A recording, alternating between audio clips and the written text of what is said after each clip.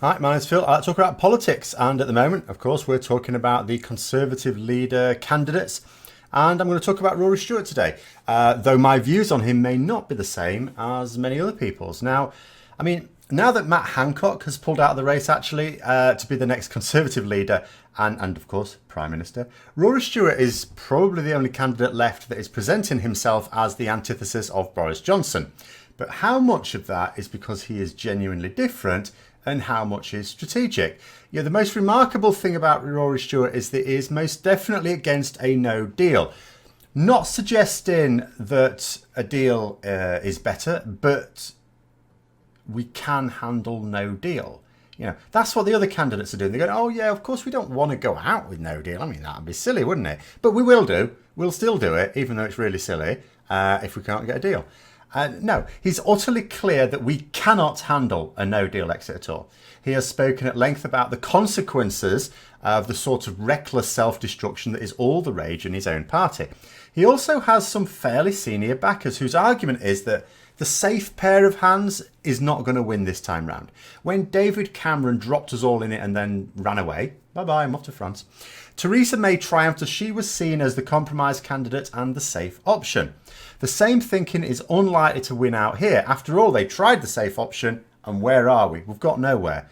Conservatives are after a leader who can deal with Brexit. They don't necessarily know what dealing with Brexit means, but they need a leader who can deal with Brexit. It doesn't matter which side of the debate you're on, everyone believes that Brexit is killing the party, and that the only way to therefore save the party is to conclude it. The difference in opinion is in terms of what sort of resolution would conclude it and save the party. For those who believe leaving the EU in October under whatever circumstances and dropping the mic is the best way to beat the Brexit party where they feel they're losing most of their votes, and certainly they did in the European elections, and of course the most recent by-election, then Boris Johnson is the clear favourite. That being said, I have to point out yet again that the favourite has never ever in the whole history of leadership elections in the Conservative Party ever won. At least they've never won the ballot. There was one time when the early favourite did win, but that's because no one ran against them. Very difficult to really be considered a favourite when there's only one candidate.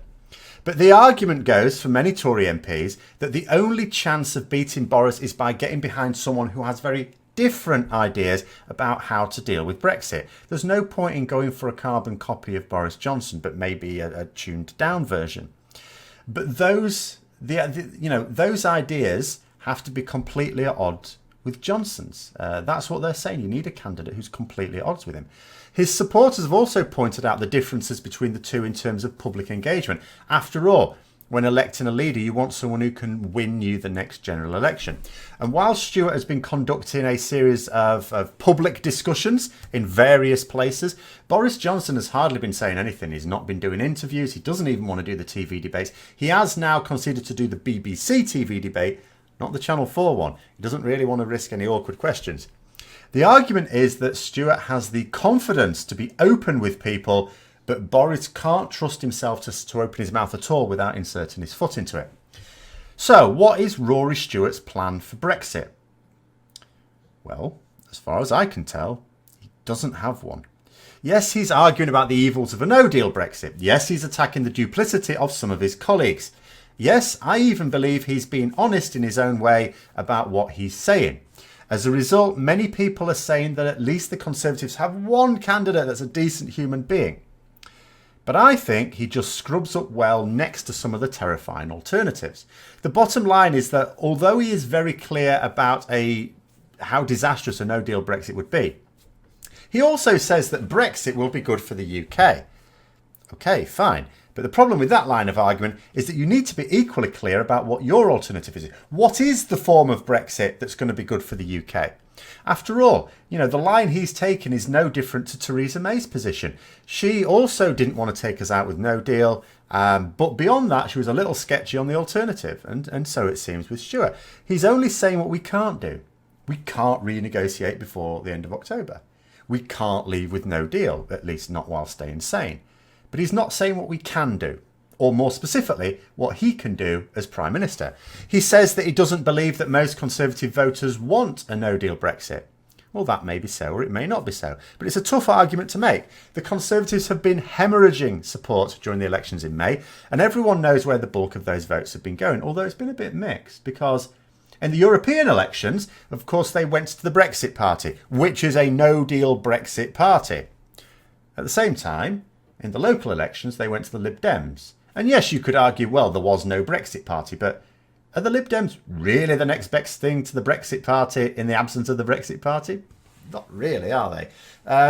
But nonetheless, there is a feeling that actually they're losing their support to the no-deal argument.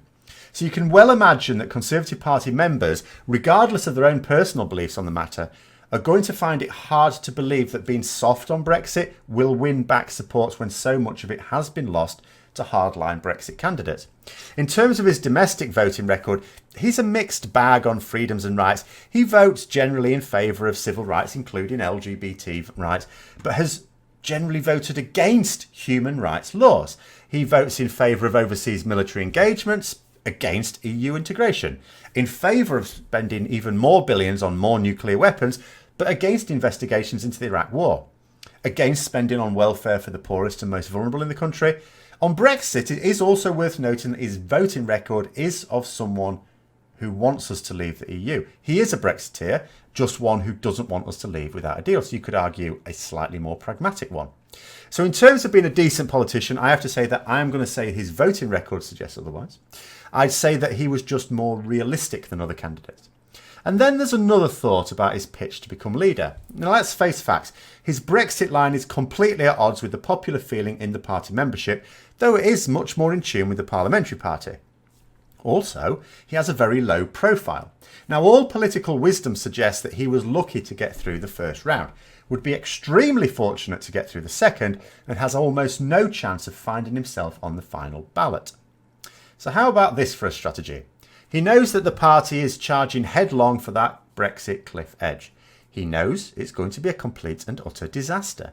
He also knows that he will not secure a senior ministerial position under the next Prime Minister, whichever lunatic it happens to be, so he can easily refuse junior positions and set himself up as the backbench rebel against a no-deal Brexit.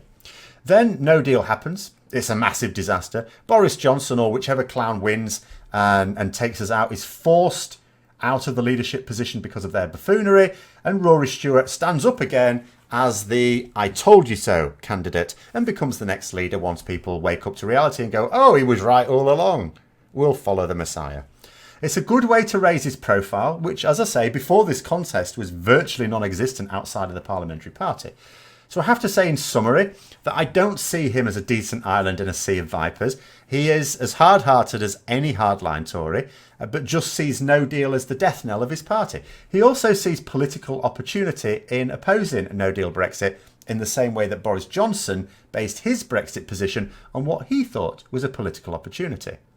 He attacks everyone else's Brexit plans as unworkable, but he has no plan of his own. At least not one that I've seen, but we may see after the TV debates if he is still in the contest at that point. But what I would say is, if he's knocked out of the contest, or if and when he's knocked out of the contest, I'd expect him to try and position himself as the vocal figure on the backbenchers, rallying anti-no-deal MPs to him, playing the long game to become leader once Brexit actually is concluded. So those are my views of Rory Stewart. Let me know what you think in the comments below. Hope you found the video interesting. If you did, don't forget to hit the like button, subscribe for further content, and until next time, I'll see you later.